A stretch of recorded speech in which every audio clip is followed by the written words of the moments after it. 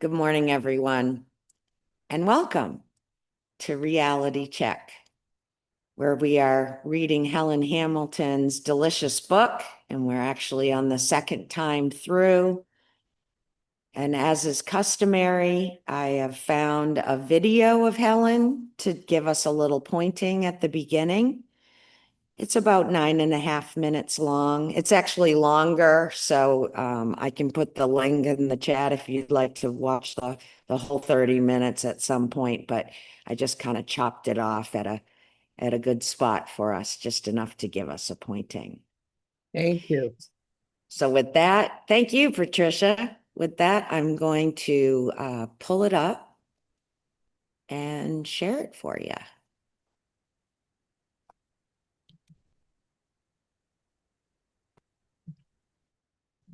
Give me a shout if you can see it.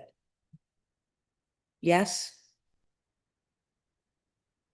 I can't see anyone, so. And a question, which is Yeah, I can see it. jumping off point for some. You can't see it? I can see it. You can. Okay, terrific. Thank you. Here we go.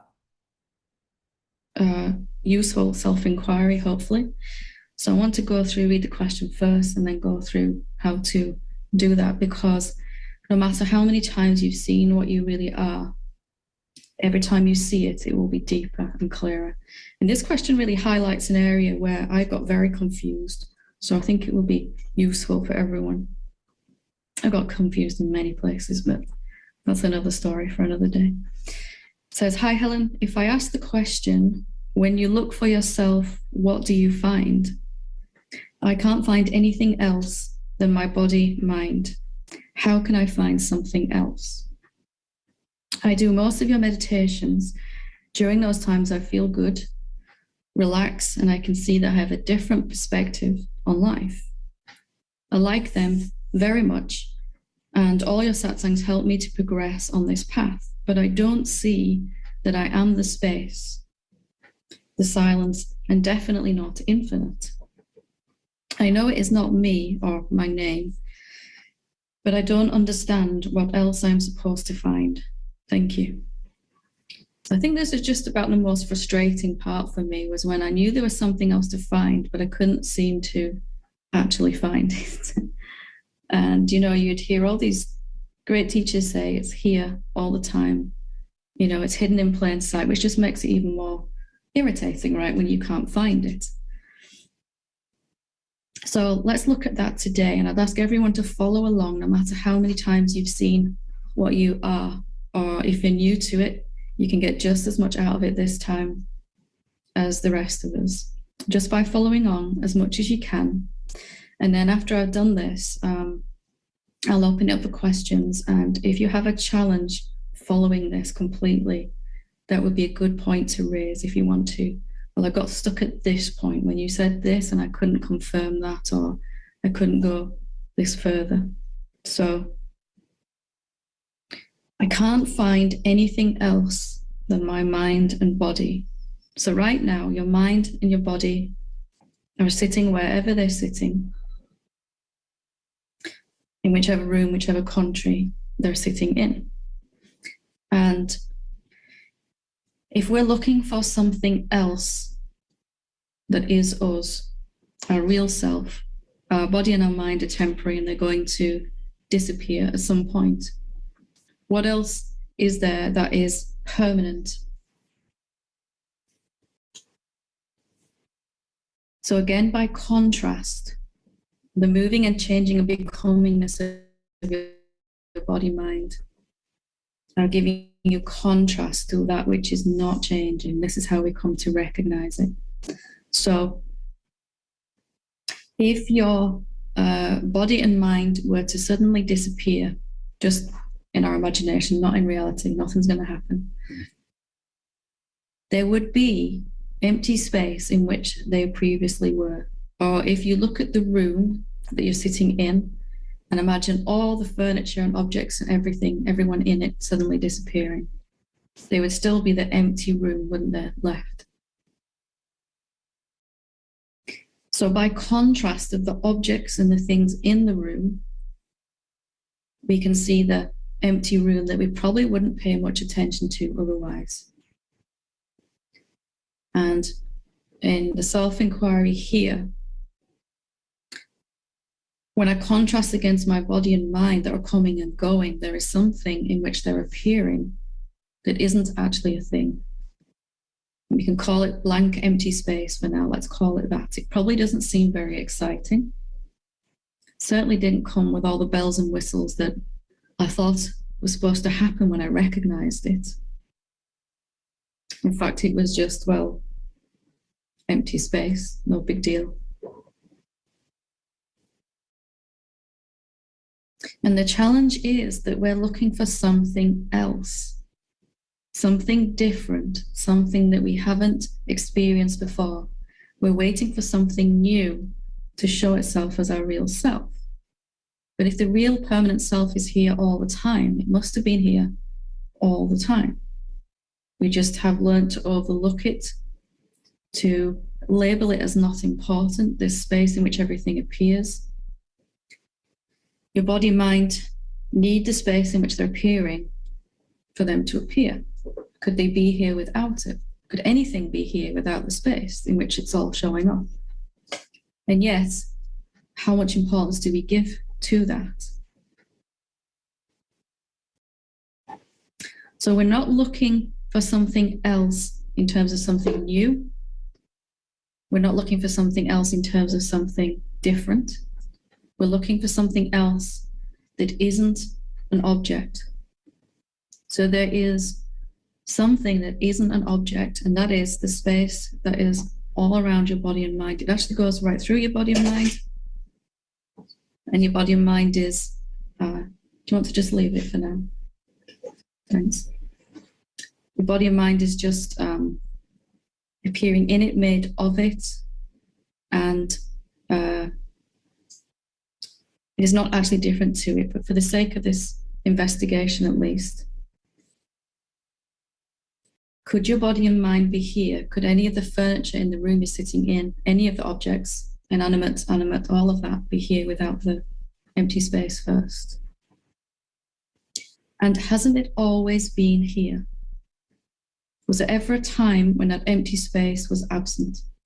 So if we took all our bodies out of this room, we're sitting in here now, we took all the furniture out, if we destroyed the room in which we're all sitting, the house, the countryside, everything, the empty space would still be completely untouched. It doesn't begin or end. Even if the planet suddenly disappeared and reappeared across the other side of the galaxy, the empty space it was sitting in would still be completely untouched.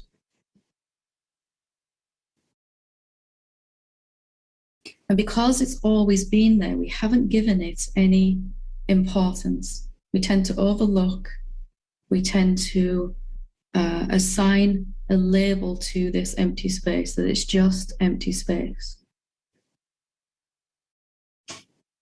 But it's actually so much more than that. We experience it as nothing special because of the labels that we're perceiving it through.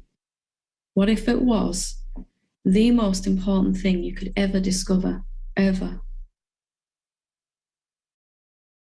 What if it was the most important thing that anyone could ever discover?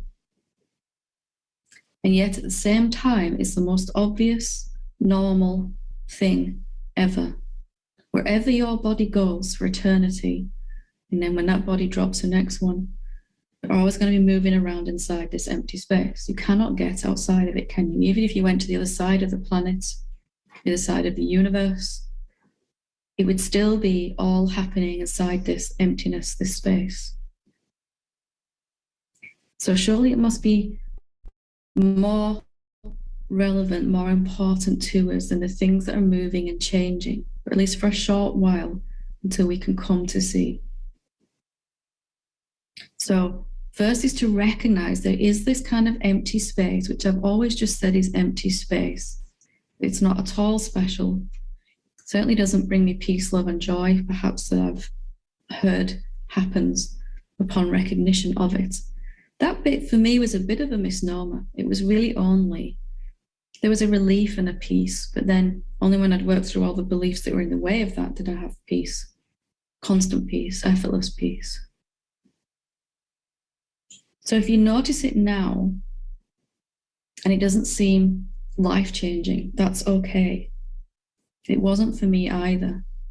I just began to notice that when I focus on that instead of a thought or an emotion or an experience or a sensation in the body, began to feel quite peaceful. You can do it right now, just noticing the empty space, making no attempt to change anything happening inside it. That includes your mind and all of that. Just noticing that, you begin to feel, I can't suffer here. When my attention is on this, I can't suffer. I also can't resist anything.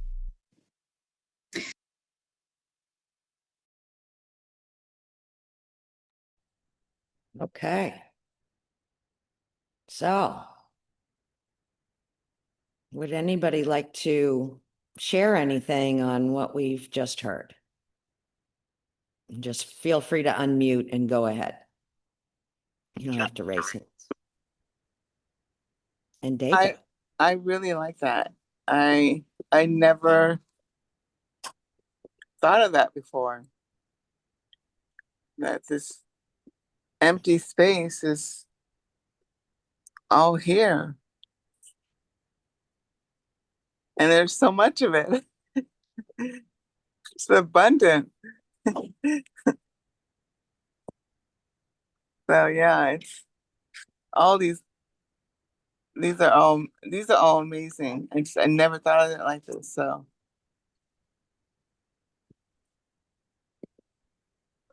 Thank you, Indigo. I too, I mean, Cindy always says I never pick these things, and I didn't either. This just was the most recent Helen that was in my string, and as I started to listen to that, something was just like, whoosh, because it's here all the time. It's not new or different, but it's been overlooked so much, but isn't that what has been searched for? And I loved how she said, at first it really didn't bring her that much. There was the sense of peace, but she had to work through a lot of the beliefs of the thinking mind for it now to be kind of shifting into that peace immediately. It's not like just a one and done. Oh, I recognize the empty space. There is still that idea of purification of belief and that forgiveness there. So yeah, I'm definitely not there yet. yeah. I'm definitely not there. But Well, I'm so happy just to have that awareness, like, okay, it's all empty space. Yes. Thank you, Indigo. We've come a long way, baby. And more to go. That's right. Patricia, come on in. Thank you. Nadego, you're keeping good company. We all have a long way to go. It's so simple. When I just come back to the moment, come back to the breath, nothing's happening, and that's it.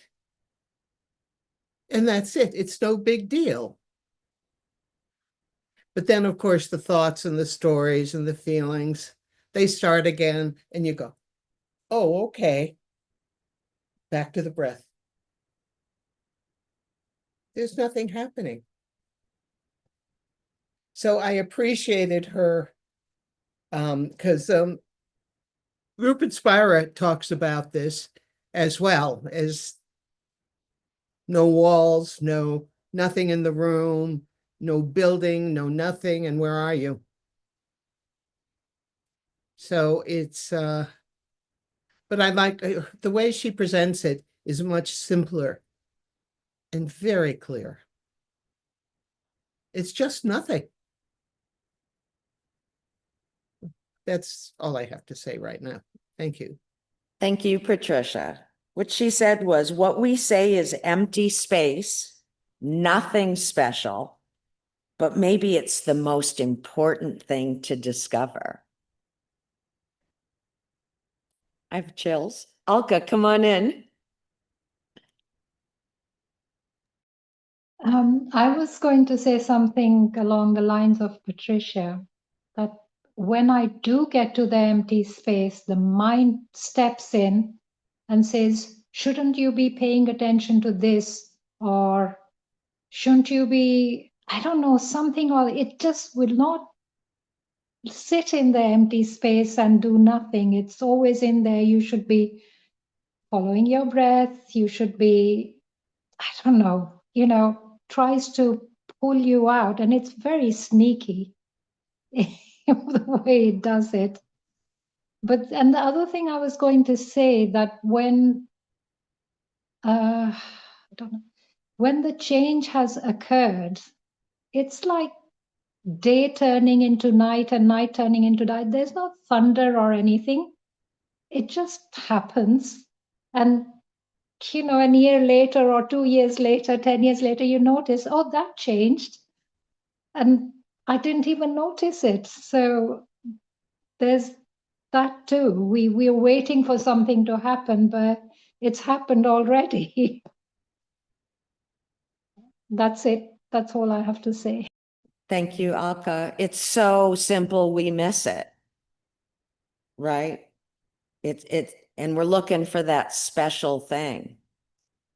Something bang, some high mountain experience where I'm transformed for the rest of my nows.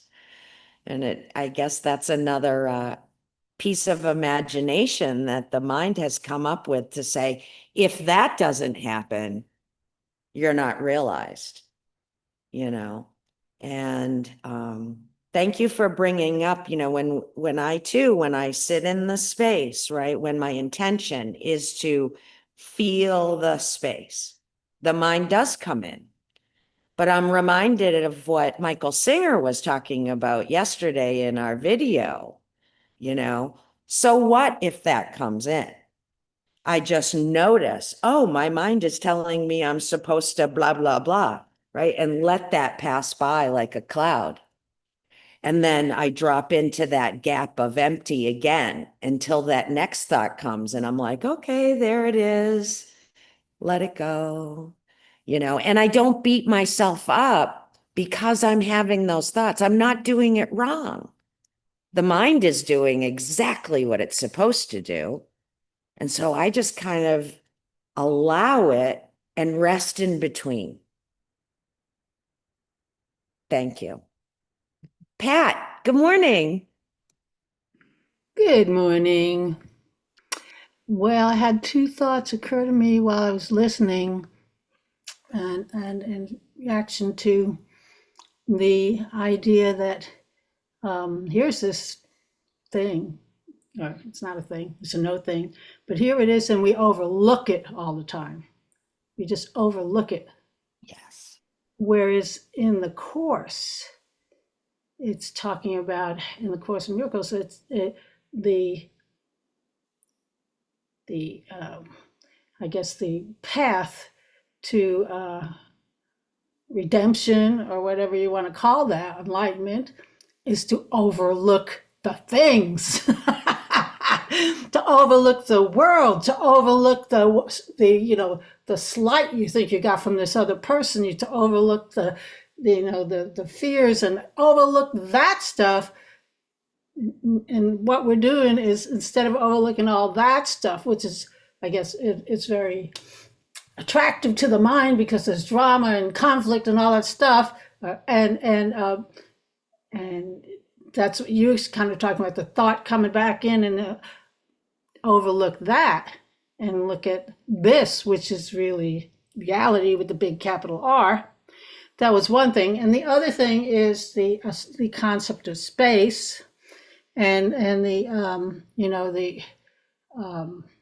she's talking about the spaciousness, but I know, like we read in the beginning of this book, if you look at this table, or you look at this body, or you look at anything you're looking at, it's 99.999% space. It is space. These things that we think are solid are actually space. And especially when you feel, when I think about my own body and think about, well, it's not really here.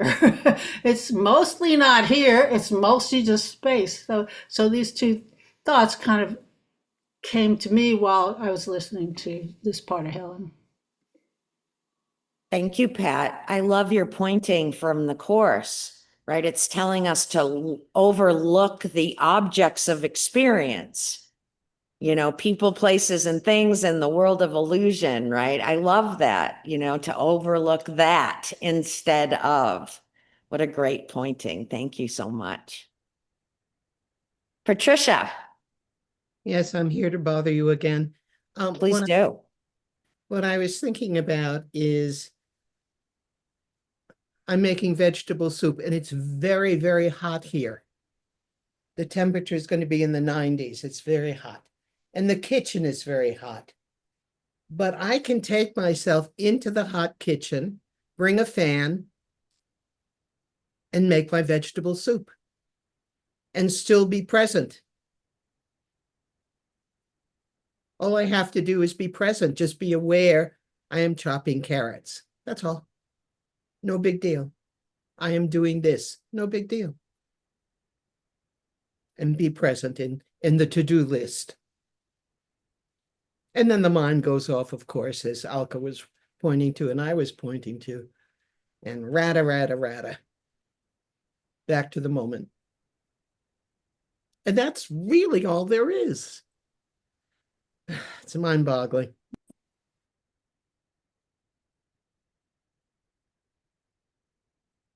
I think the final pointing in light of what we've just said, Pat's holding up a picture. Let me just say this one thing.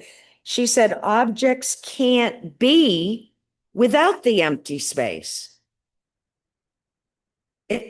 The empty space is the container. I'm thinking of Cindy right now, the container that holds all of it. And what is seen just comes and goes. What is thought just comes and goes. It's not permanent in any way.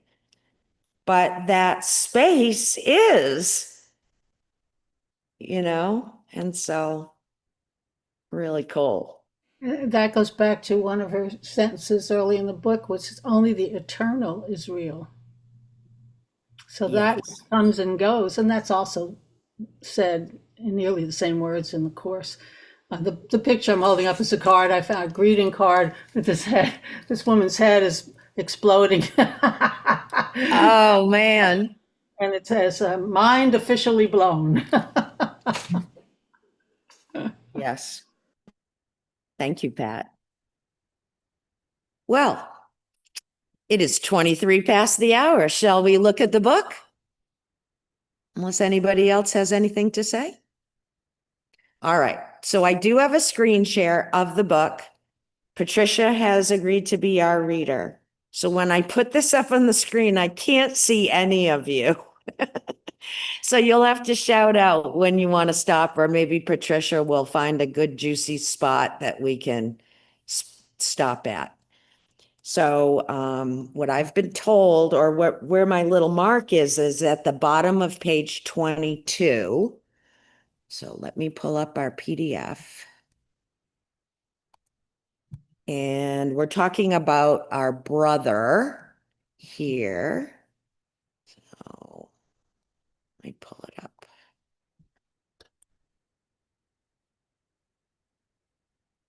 Okay. Can you see it? How about if I read the paragraph above just to catch us up? That sounds great, Patricia. So everybody can see the screen? Yes.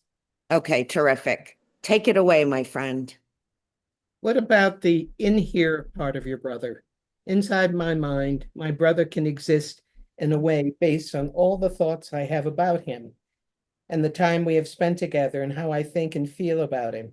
He exists as a set of thoughts and emotions and memories I think I have had based on the idea he is separate from me and I have a relationship with him. Can that relationship exist in reality if there is only me? All of the meaning, value, and worth I put on my brother is really derived from the way the thoughts and memories in my head of him make me feel. Today, I may argue with my brother, and so my thoughts about him will be different from they were yesterday when I felt happy to be with him.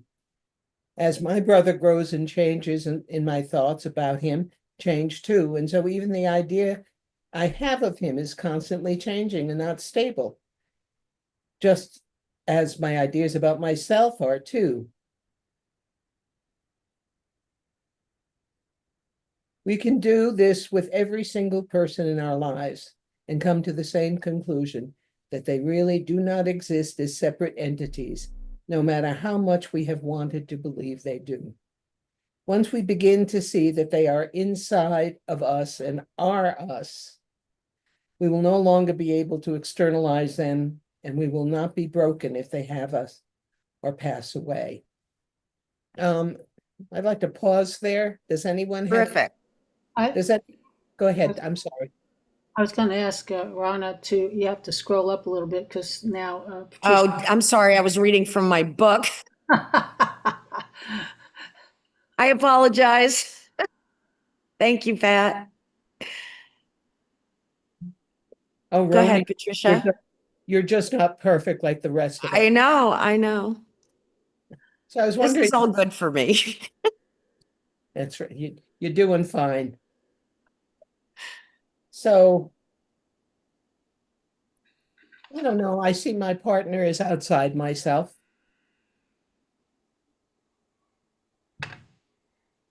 And for me, the thing that works is acceptance is the answer. Just is. Just wonder if anyone else has that experience of the other. See Richard, what Richard has to say. yeah. Morning, everyone. What I find works for me is the Course in Miracles talked about leaving the dream and rising above the battleground, and from there you can be in your right mind.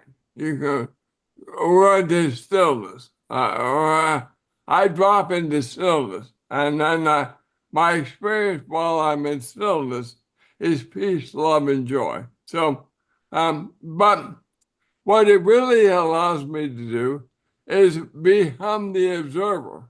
In other words, I'm not the hero of the dream. I am the dreamer of the dream. So I'm watching the dream unfold in my mind. And from that point of view, I can let everything go. I can forgive whatever I believe my hero is experiencing. And that's a very peaceful thing for me to do. Realizing at the same time that it's an illusion, that it comes and goes, and if I have patience with it and embrace it, whatever the experience is, that it will eventually disappear, as everything does in the illusion. So that seems to work for me. So I'm going to keep doing it. Thank you, Richard. You know, Patricia, you bring up a really good point. And based on what we just read, the one sentence that really stuck out to me was the idea I have of him is constantly changing and not stable. Mhm.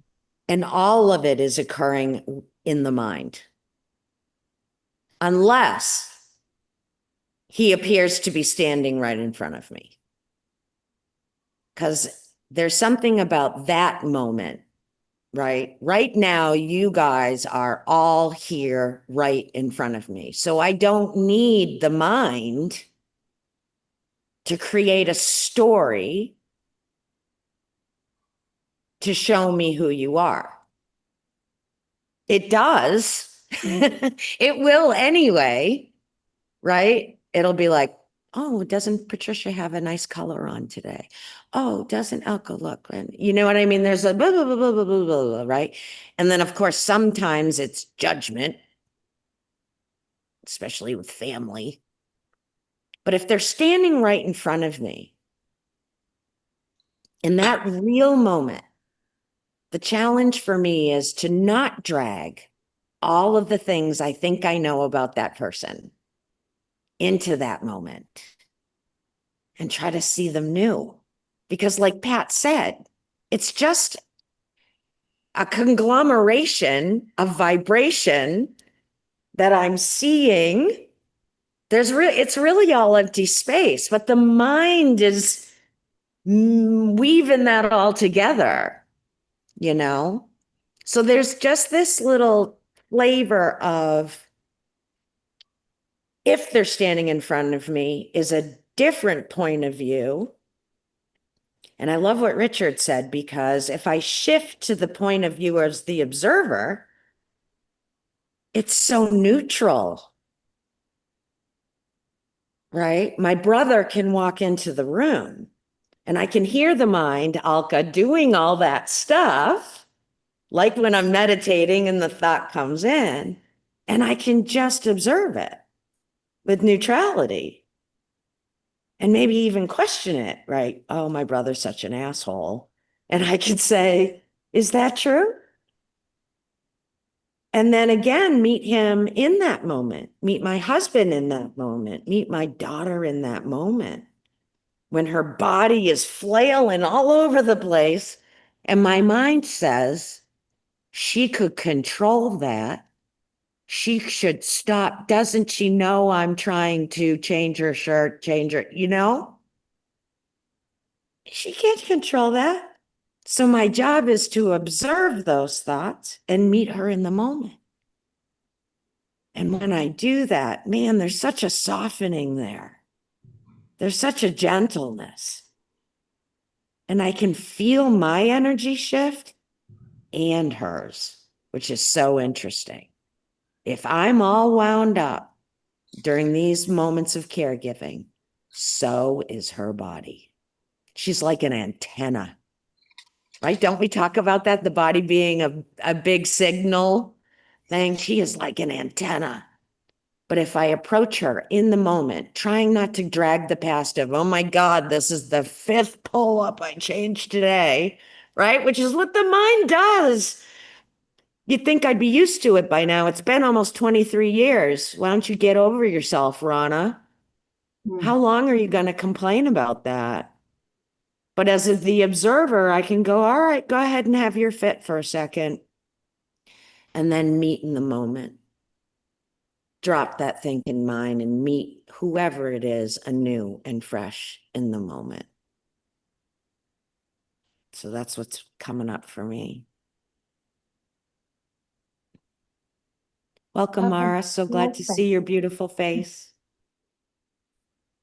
Thank you. Nice to be here. I'm a little late today. It's okay. You're never late. You're always right on time because it's now. Anything else, or shall we move on? All right, I see some shaking heads. Let me get it back up and to the right point.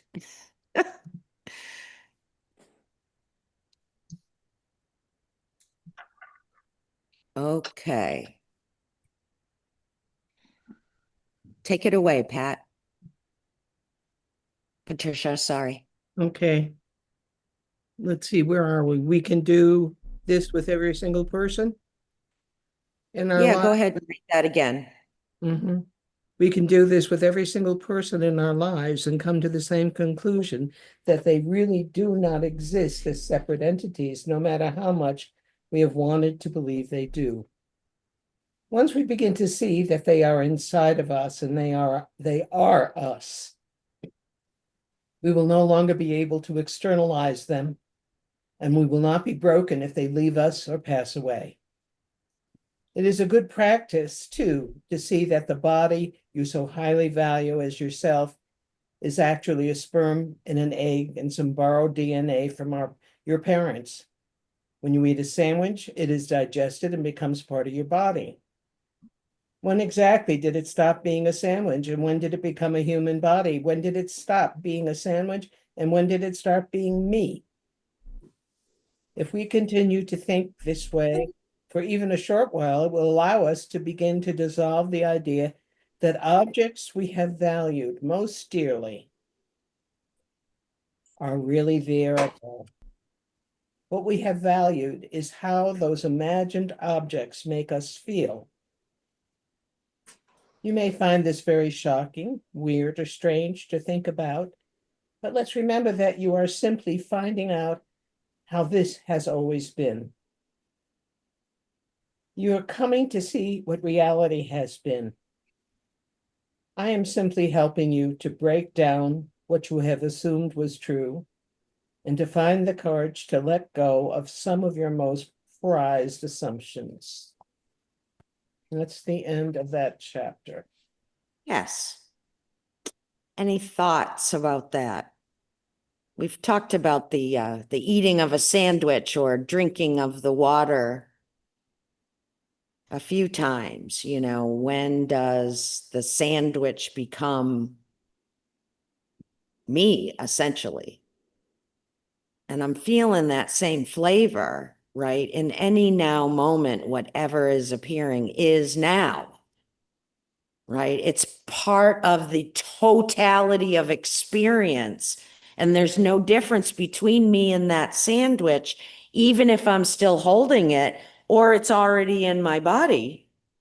It's all the same thing. It doesn't matter if seemingly the sandwich has moved from my hand into my belly. It's all the same.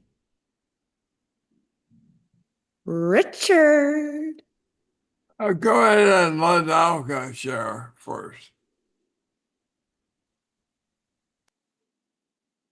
Okay, I'll be very quick. I just wanted to say I didn't notice it before, but the point she made about it's not the objects, but it's how we feel about them is the problem.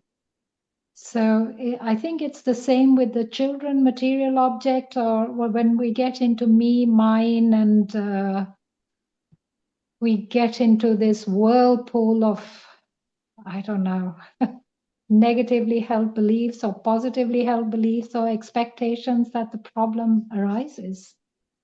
Otherwise, it's all neutral and us.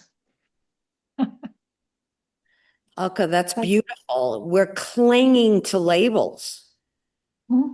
We're clinging to thoughts of past and then making it real in the moment, but it's not real. We're making the illusion in the moment.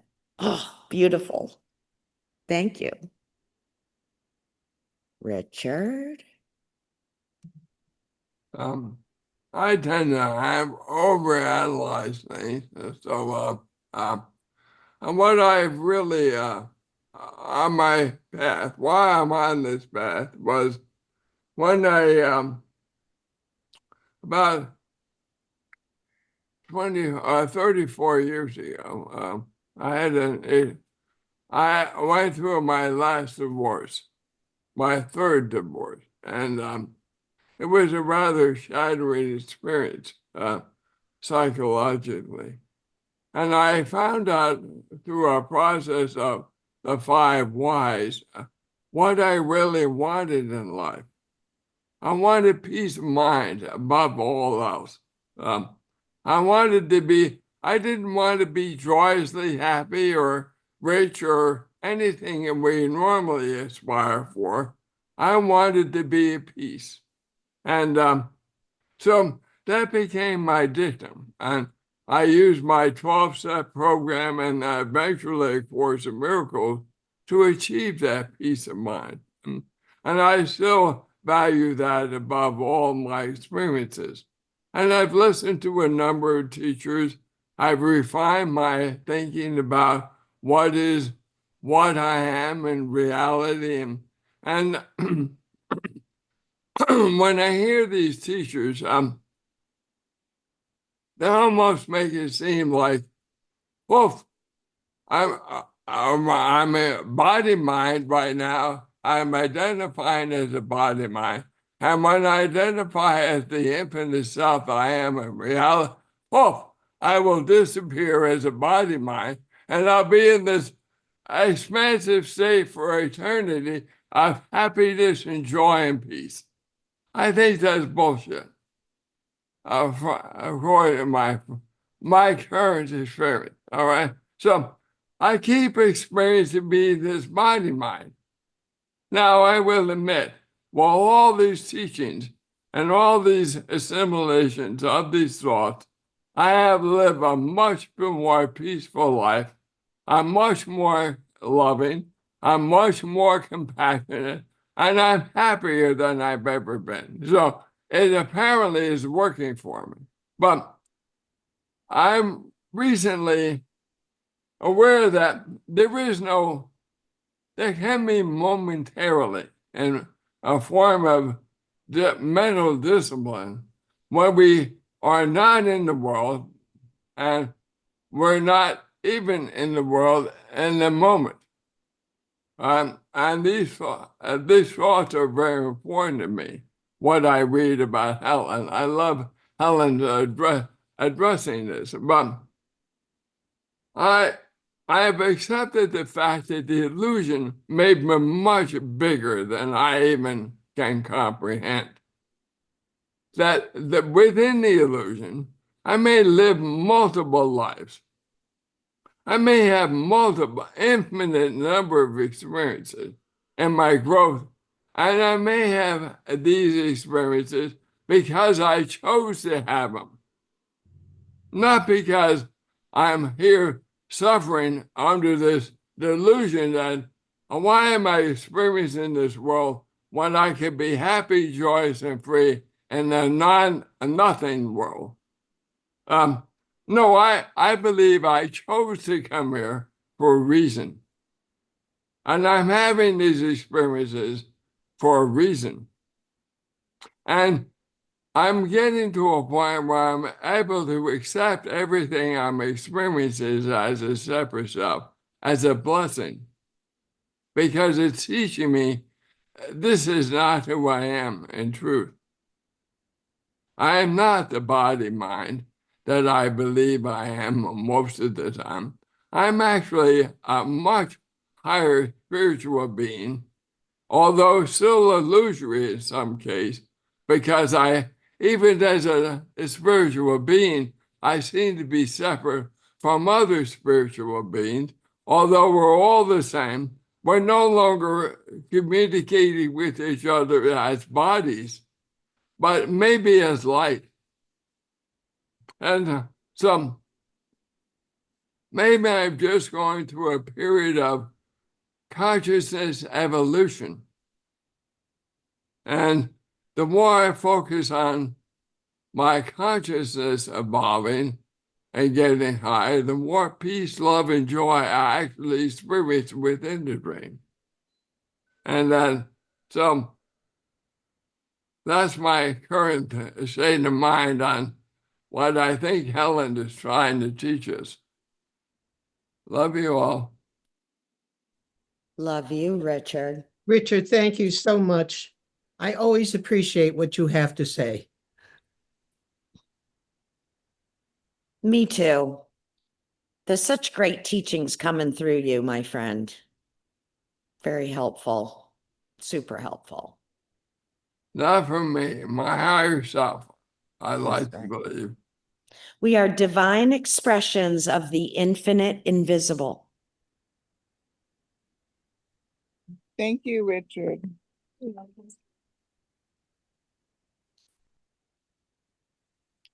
Well, shall we read a little more or more to discuss? Yeah, I just want to say to Richard, because he always tells us that he loves us. I love you. Mhm. And I think I'm speaking for all of us. We love you. Absolutely.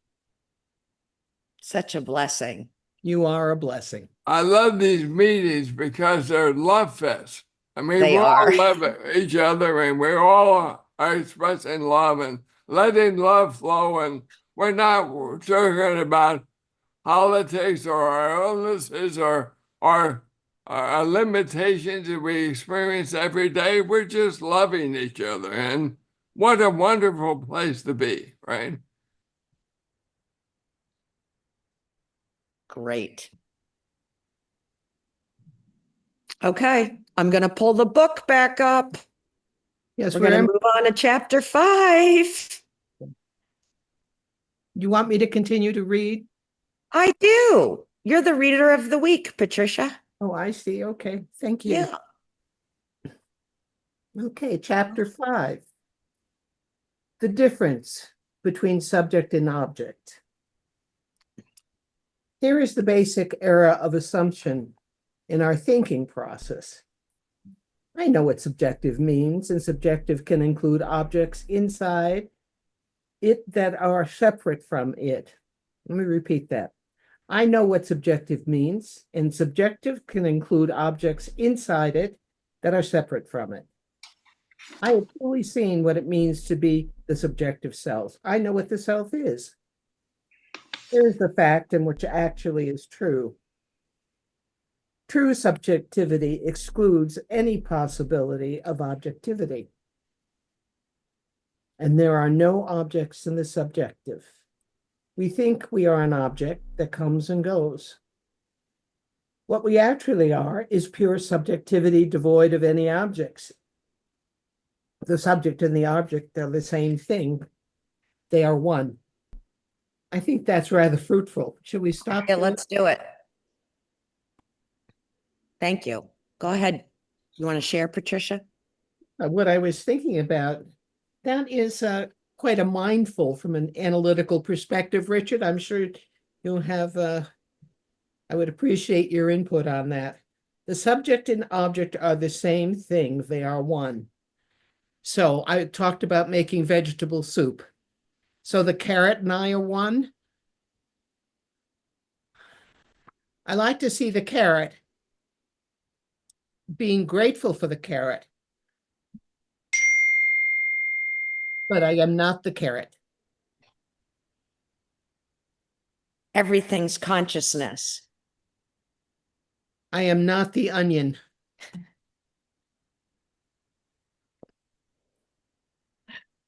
Richard's going to tell us about it. Go ahead, Richard. Are you a carrot? I'm going to share my perception of what we just read. I am everything in reality. This reminds me of level confusion, right? There's level 1 may be reality. Level 2 is the illusion. So, in reality, we are everything. Because there's only consciousness, there's only awareness, infinite awareness. And infinite awareness includes everything. That's who we are in truth. But in the illusion, we have limitation. We have time, space, and form. And that's what we experience. So within the illusion, we are separate from other objects. Because the whole experience of being in the illusion is to experience other, and therefore to grow. So to heal the mind, when we misjudge another object, whether it be food or another person or an animal or an insect, anything that brings up anything other than love, then we have an issue in our mind we have to heal in order to be a vessel for the real self to manifest within the illusion. So, so that's how I break the two down. I don't try to get into a level of confusion. I'm either experiencing reality in the mind when I meditate or drop into the stillness, or when I recognize the space Helen was talking about earlier. And then I have a totally different perspective of what I'm perceiving in the illusion. and it's much more peaceful, much more loving. But I don't try to confuse the two. I don't say, well, the illusion is real because Helen said there's only one. And so I'm one with everything. Well, I'm one with everything at some level of mind, but my experience is I've suffered from everything because I look at a carrot as a carrot. I mean, I look at an object, it is an object. It serves me within the illusion. So I try not to get confused, although I do get confused quite often. But that's what helps me is realizing I don't want to be confusing the different levels of truth. One being the illusion, experience of the illusion, and the other being the truth itself.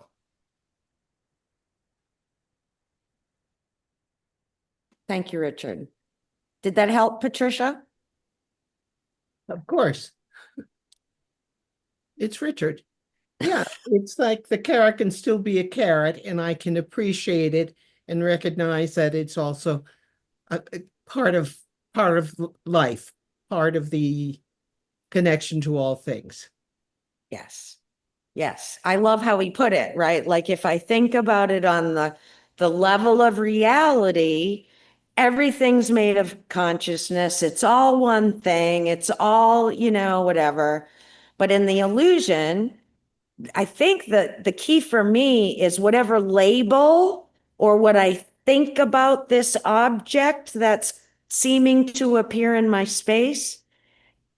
It's about how I'm valuing it, how I'm thinking about it. And is that a disturbance? Usually everything's just fine, right? Oh, it's a carrot, right? Oh, but then you cut your finger while you're cutting that carrot, and your whole thought about the carrot becomes something different. And so within that disturbance is what makes the carrot something separate and different and bad and all those things. But on the level of reality, it's a form that's come together in vibration, just like I am. So it's all made the same thing in there. But have I directly experienced everything that way?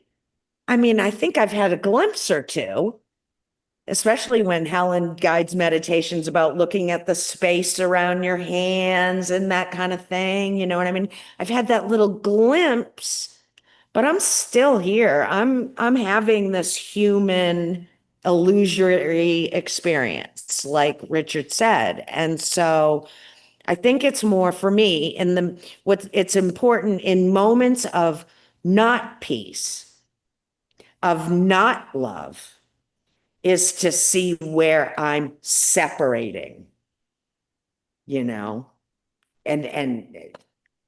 that I'll just leave it right there. But thank you for letting me kind of teach myself with that. There was a meeting I missed a week or so ago, and I listened to the replay, and we were talking about how the body mind functions. As a level of confusion came up in that meeting somehow, and I had the thought of we're moving into AI. We're moving into robotics, where we have personal robots in our homes or maybe in the society. And so I thought, how would we different in the dream as body minds and the robot? The infinite force, the infinite consciousness makes us and comes through us at the energy that allows us to be in the dream. So, and what I like, we're kind of like robots. Robots are programmed using software to behave a certain way. And we plug in energy into the robot by turning it on. So this energy comes through the robot, and the robot does what it does. And every robot does a different thing because of the software, because of the program that they have. We're like the robots, I believe, in the dream. We are the energy force, which is love, we like to call it, comes through our robotic mind and body because we're all software developed. We all are unique, and then our conditioning is different for every one of us. So we react to the energy that comes into us in a different way. So we express ourselves differently. And on many issues, we find other humans that are like us, and we tend to come together because we're more comfortable with those who are thinking like us or acting like us. And but the same force that's coming through all of us is the same. It's this loving consciousness, this loving awareness that is activating what we are experiencing. So the same force is coming through the carrot. The same force is coming through the plant. The same force is coming through the insect. The same force is coming through the animal world, the universe. And so that's what we are. We're all this force at one level, but we're also experiencing that force as a human being in our current state of mind. So that helps me to wrestle with some of these thoughts that we Super hear helpful. from all these great teachers. It's great, Richard. Thank you. I do have a note in my margin, so it must have been through the last time through we read the book, and I just wanted to share it with you because I think it's pertinent to our discussion. It says, there is no subject looking at life as an object. Consciousness assumes the costume of the mind, and mind assumes the costume of a body. And I think that's kind of what Richard's talking about. You know, Richard, as you're talking about us being robot, I think of avatar, right? I think of headset.